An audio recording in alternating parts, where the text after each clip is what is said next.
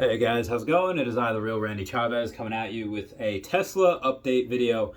So guys, today was a pretty wild and crazy day. I'm not 100% sure what the stock was doing pre-market. I think it was up a little bit pre-market. It was off to the freaking races. I see 2200 and I was like, what the fuck? And then, it goes up and down for the day. It gets up as high as 2293, I believe. And then we had a massive sell-off, like a giant block of like 100,000 shares, whatever was sold off.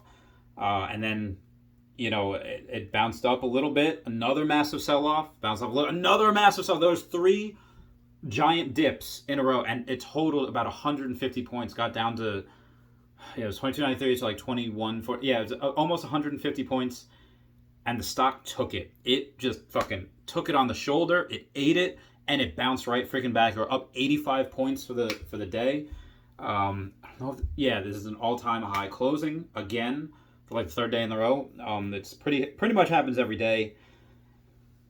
There's been jokes about this online saying like, yeah, you can invest in an ETF fund, SPY or the VOO and get 10% a year, or you can invest in Tesla and get 10% for the week.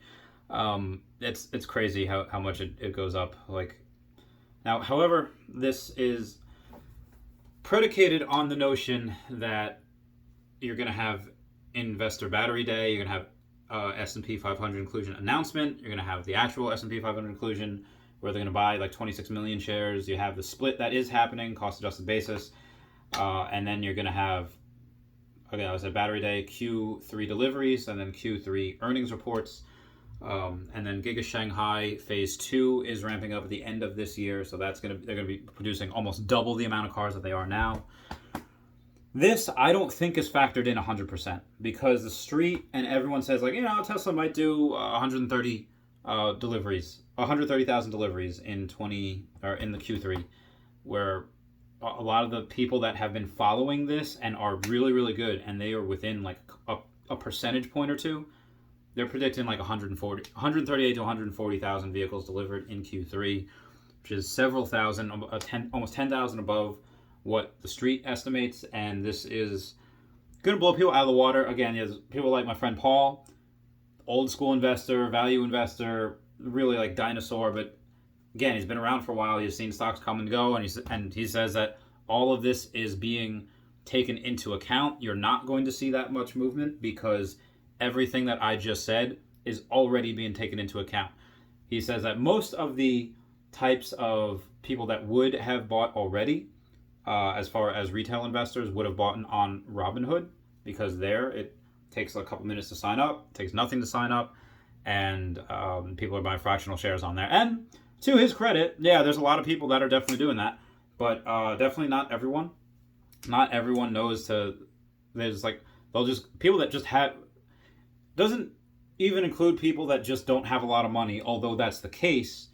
People that don't have a lot of money don't know what to do. Yeah, maybe they'll go there. Maybe they'll go to E-Trade. Maybe they'll do whatever it is. A lot of people aren't going to do a lot of research, see what's the best ones to go. They're like, okay, what do you suggest? Okay, E-Trade, TD Ameritrade, I'll use that because their friend uses it.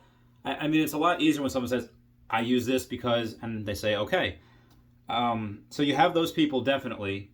Again, some go to Robinhood, some don't. I'm going to say maybe 60% go to Robinhood, 40% don't. And they're going to be buying Tesla next week. And then you're going to have people in other countries that cannot buy fractional shares are going to be buying Tesla next week. And you're going to have people that have money managers that have a lot of money, and they say, listen, not a lot of money, but they say, I have 10 grand to invest. Not a small amount. It's definitely got to start somewhere. And that 10 grand, money manager says, well, I'm not going to have you buy, 5 shares of Tesla and, have your whole portfolio be that. No.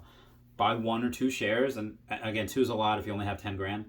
But maybe they bought at $13.50 or whatever, and they have 2 shares, and they have a couple shares of Square, and they have Fastly, and maybe they have PayPal. I would personally get Square over PayPal, but that's just my thing. Again, people as they get older, they tend to have more expendable income and disposable income. If you're going to use that for investment, now that if you have, let's say, an extra $2,000 a month, you don't have to spend that all on one stock. You can buy 1 share of Tesla and a couple of other things. You buy 2 shares of Tesla and a bunch of other things because you have that much. So there's going to be a lot more retail investment. There's going to be a lot more buying. Again, this is all just my opinion. I'm not a financial advisor. There's not financial advice. This is just what I'm doing. It's just my opinion, is what I think. So I really think this growth is going to continue. Even some of the bulls are sleeping on what Tesla can do, I believe. That is just me. I will buy more post split. Again, I would, had I not been doing this Pokemon deal, which I owe $49,000 to this one guy, I would be putting more into Tesla. I would. Anyway, guys, that's it. That's for me. I love you all. I will talk to you all later. All right? Bye.